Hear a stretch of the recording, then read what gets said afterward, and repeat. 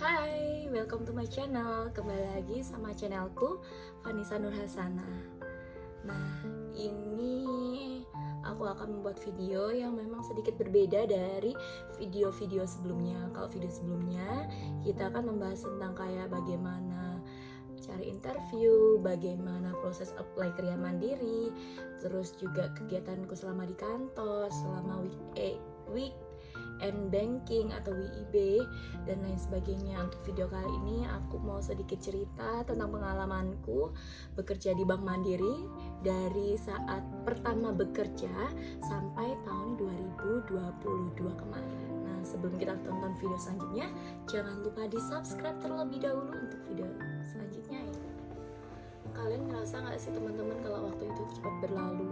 Jadi gak kerasa ya, aku udah bekerja di tahun kedua ini di Bank Mandiri di program Kriya Mandiri dari tahun 2020 sampai tahun 2022 gitu.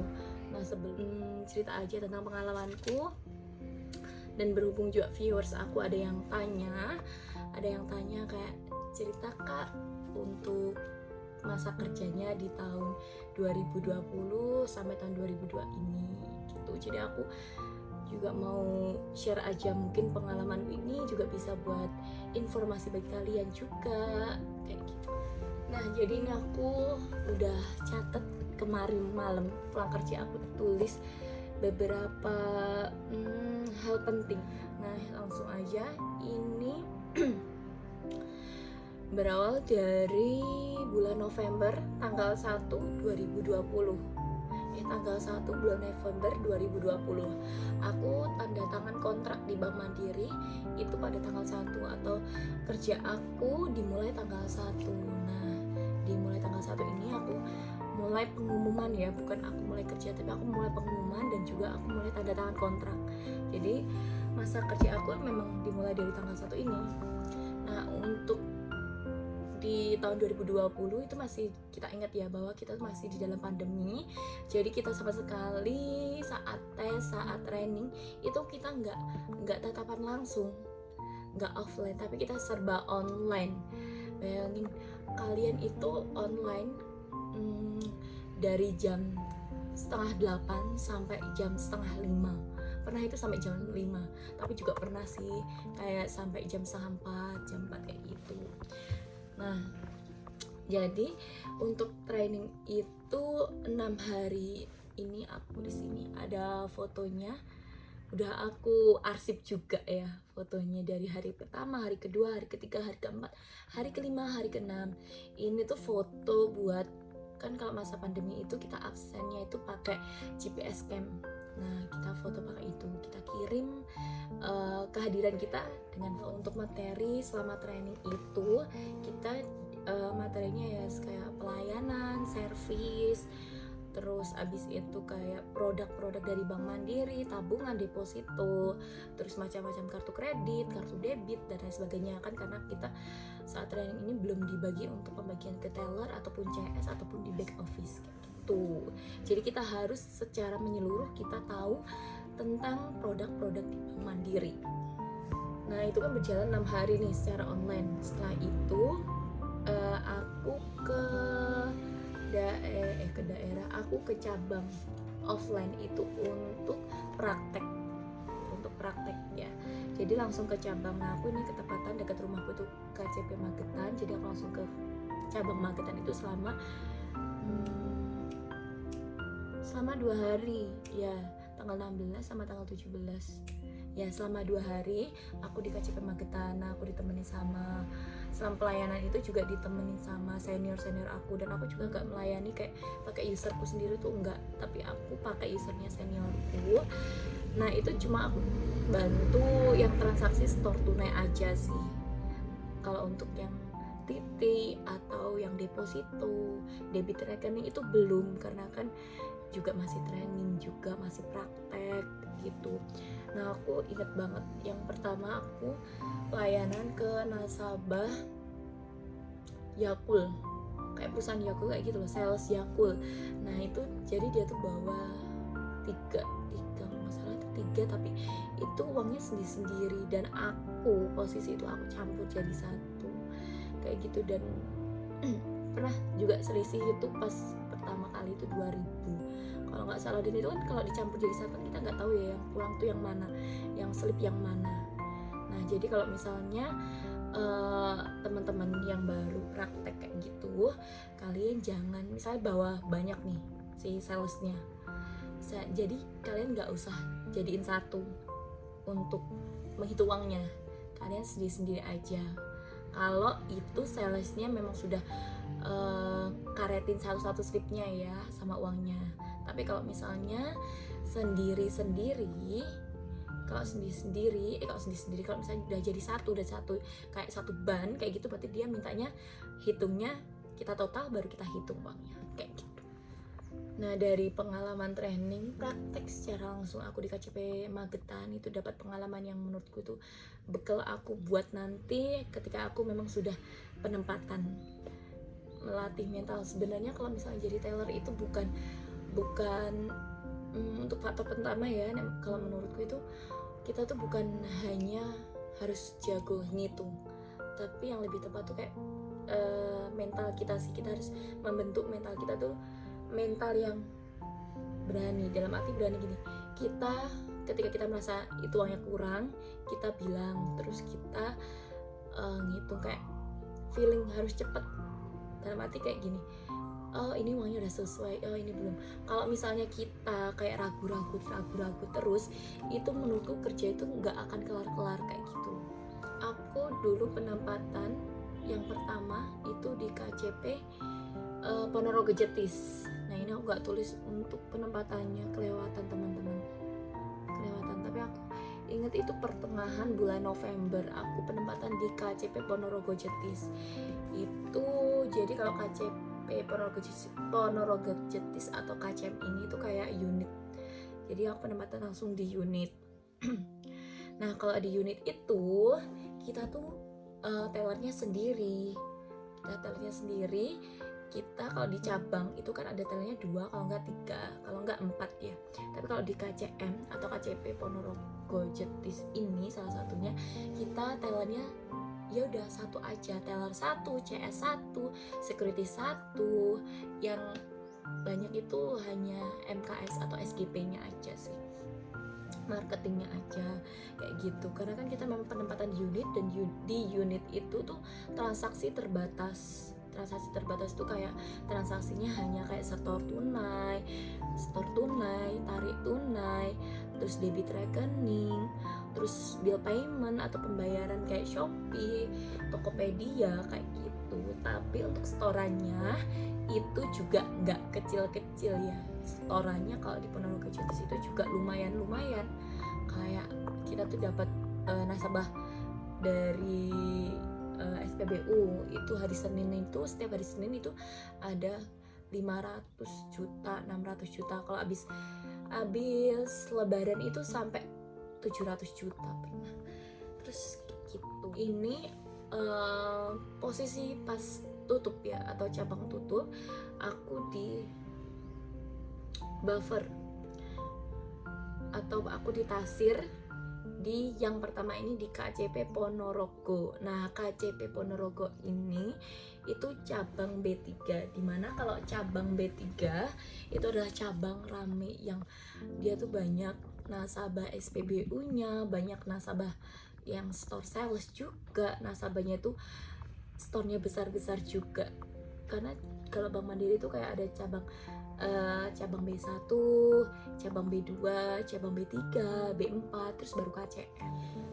Nah ini jadi di akhir tahun juga aku di KCP Ponorogo, malahan aku di akhir tahun itu tahun 2020 ya, berarti di KCP Ponorogo. Dan aku ingat di tanggal 22 bulan Desember 2020, untuk pertama kalinya itu aku kena uang palsu. Ya ampun, baru gajian 1 kali loh, itu aku langsung kena uang palsu 100.000. Dan mungkin new pelayanan, anak baru kerja, jadi kan belum tahu ya kayak bedain kayak uang asli mana, uang palsu mana. Jadi kayak gitu, itu kesalahan aku sih, mungkin terlalu tergesa-gesa juga. Jadi untuk kalian yang baru menjadi seorang kria, menjadi seorang teller, customer service ataupun kerjaan lainnya, kalian lebih hati-hati juga. Karena kalau misalnya kalian nggak hati-hati, kalian nggak teliti, itu yang kena juga kalian sendiri, yang nanggung juga kalian sendiri. Awal Januari itu aku balik lagi ke KCP Ponorogo Jetis 1 minggu buka, karena sudah buka ya, kayak pelayanan biasa, jadi lebih tatak juga sih, kayak pelayanan sendiri. Udah tatak juga pelayanan sendiri berkat dari tasiran di KCP Ponorogo juga. Nah akhirnya di tanggal 11 bulan Februari 2021 ya, ini aku ditasir di cabang KCP Ponorogo Suta. Nah ini tutup lagi nih cabang Ponorogo Jetis, jadi aku ditasir lagi di unitnya Soekarno-Hatta. Nah kalau di sini itu KCM-nya dia sama kayak Ponorogo juga, tapi transaksinya itu banyak, dia transaksi pasar yang banyak banget. Aku pertama kali punya atau menjalankan transaksi terbanyak itu ya di Suta ini. Aku tembus 230 transaksi, itu sama transaksi yang pick up di pasar sih ya, tapi kan itu terbanyak juga. Nah kemudian aku itu selama 2 hari di Suta, dan ini juga aku karena gantiin senior aku, karena senior aku itu lagi training, jadi aku gantiin 2 hari di sana, tapi tetap diawasi sama senior aku. Ketika senior aku itu lagi longgar, itu ya kadang digantiin, dibantu nata uang kayak gitu.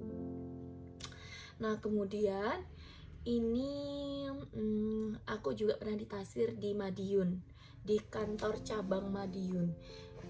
Kalau kantor cabang Madiun ini itu dia masuk di B1 atau cabang yang bener-bener rame, tau gak sih, cabang itu rame pol, jadi antrian itu bisa sampai panjang, dan itu satu nasabah bawahnya itu banyak banget, kayak slipnya, uangnya tuh banyak banget, itu miliaran setiap hari tuh, miliaran setiap orang.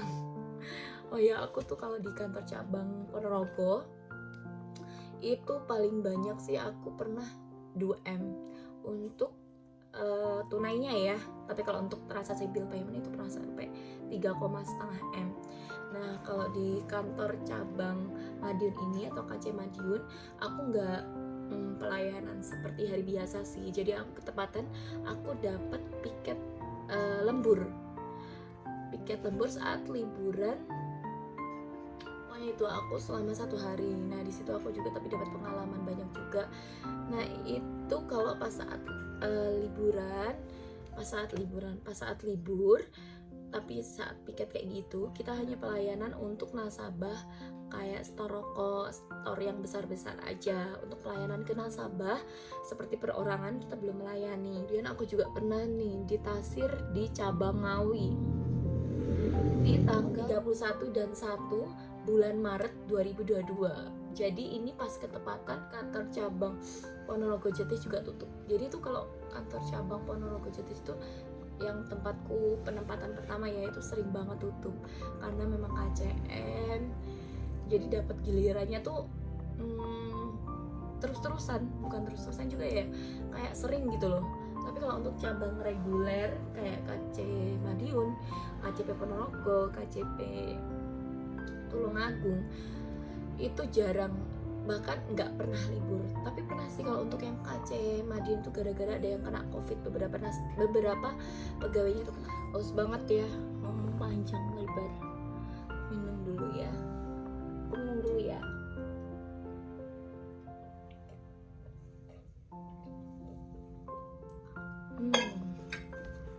Nah 31 Juli 2021 aku itu perpisahan sama teman-teman di kantor cabang Ponorogo Jetis. Nah setelah itu tanggal 1 bulan Agustus 2021 aku penempatan di KCP Magetan Kawedanan.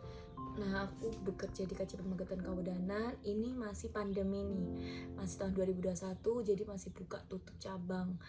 Jadi selama tutup cabang itu aku pernah di Tasir di KCP Mas Pati. Terus juga aku pernah di Tasir di Madiun Sudirman.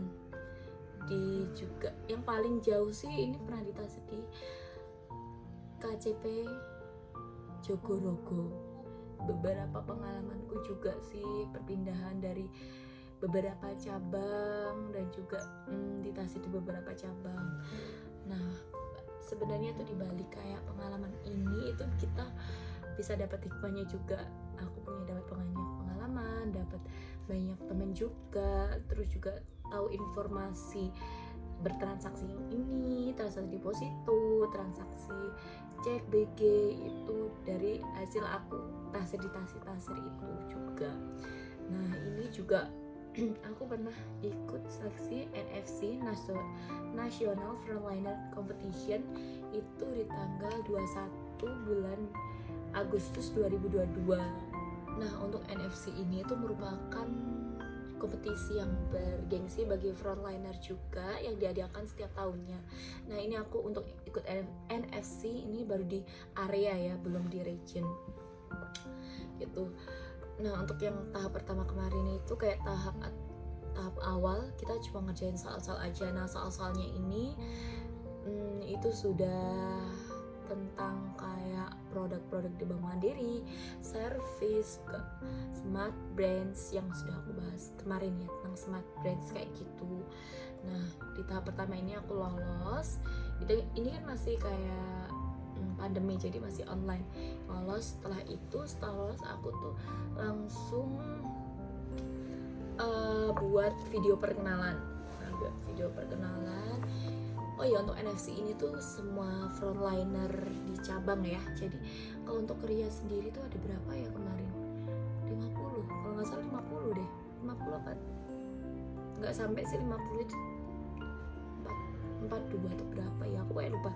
Nggak sampai 50 kita kompetisi. Nah, jadi gini, setiap kayak NFC untuk CS, NFC untuk Kria, NFC untuk Teller, jadi beda-beda, jadi nggak jadiin kayak satu, enggak, jadi beda-beda untuk kategorinya gitu.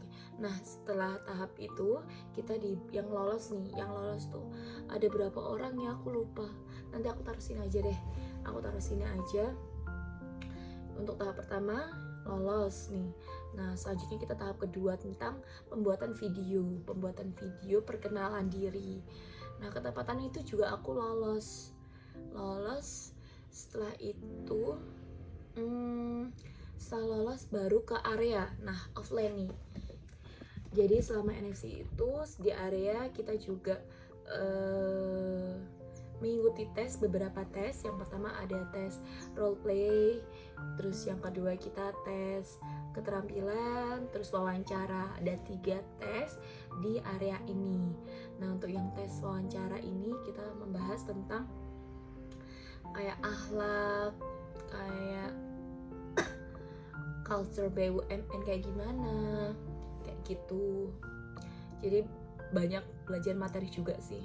Terus kayak strategi Bank Mandiri itu kita juga ditanyain kayak gitu. Kalau aku kemarin cuma ditanyain bagian strategi 331. Nah, itu aku bahasin itu sama sedikit tentang akhlak juga. Nah, kemudian untuk keterampilan itu kita hitung uang, terus kita hitung uang tangan, terus hitung uang sama kalkulator kayak gitu. Terus abis itu sama yang terakhir itu tes role play. Kalau kita role play itu nasabahnya sudah disiapkan dari pihak sana. Terus kita juga kita nggak bisa nentuin sendiri kita mau transaksi apa, itu tergantung permintaan dari si customer ini. Kalau kemarin tuh aku kedapatan bagian tarik tunai. Aku ke bagian tarik tunai. Nah, ke bagian tarik tunai itu juga kita harus take on ya. Take on ini tuh maksudnya kayak kita tuh harus bisa kalau kemarin tuh aku selalu menggencarkan untuk closing itu kayak live-in, TRM kayak gitu, yang memang setiap hari aku selalu sempatkan untuk closingan juga di cabangku ini. Nah, untuk tes terakhir ini tuh tes area ya. Jadi kita tes pusat sama head area juga, sama SKO, sama petinggi area. Kita cuma wawancara aja sih. Ya di tahap pusat ini tuh ada tiga orang dan yang diambil satu. Aku gagal dari 3 ini diambil satu. Ini teman aku dan aku nggak kesaring di tahap ini. Jadi perjuangan NFC aku tuh berhenti sampai di tes pusat. Tapi aku juga nggak nyesel sih kalau misalnya aku berhenti, karena ini juga salah satu pengalaman aku yang bermanfaat dan berguna banget kalau menurutku. Bisa melatih mental aku bisa kenal banyak teman juga kayak gitu. Dan next time semoga di tahun selanjutnya aku bisa mendapatkan pengalaman yang lebih daripada pengalamanku yang sebelumnya. Nah, itu sedikit video dari aku tentang pengalamanku masa kerjaku di tahun 2020 sampai tahun 2022 ini. Semoga pengalamanku juga bermanfaat bagi kalian, bisa menjadi pembelajaran juga bagi kalian. Nah, itu sedikit video dari aku. Jangan lupa di like, di subscribe, and di komen ya. And see you next time.